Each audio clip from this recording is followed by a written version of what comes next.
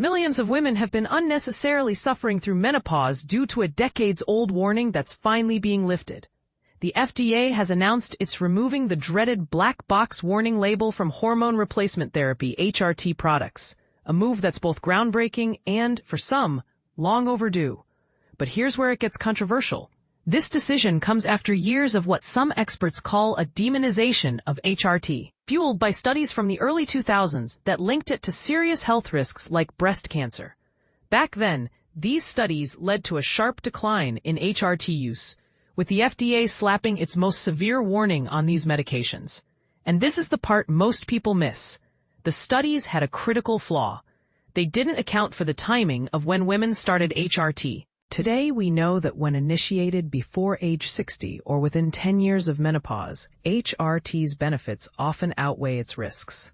This nuance was lost in the initial panic, leaving countless women to endure menopause symptoms without what could have been a life-changing treatment. FDA Commissioner Dr. Marty Makary didn't hold back, calling the vilification of HRT one of the greatest mistakes in modern medicine. He credited an expert panel's review of the latest science for this reversal, emphasizing that HRT could be one of the most impactful interventions for women's health, rivaling even antibiotics or vaccines. The change is a victory for advocates like Dr. Rachel Rubin, a urologist at Georgetown University Hospital, who described it as a revolutionary outcome of a grassroots effort by women and doctors. Thousands of petitions and decades of advocacy finally paid off. But the work isn't over. Rubin pointed out that many doctors still don't know how to prescribe HRT effectively, a gap that urgently needs addressing. Health officials, including HHS Secretary Robert F. Kennedy Jr., celebrated the decision, calling it the results of a thorough, evidence-based review. The American College of Obstetricians and Gynecologists, ACOG, also applauded the move, stating it will empower patients and clinicians to make informed decisions without unnecessary fear.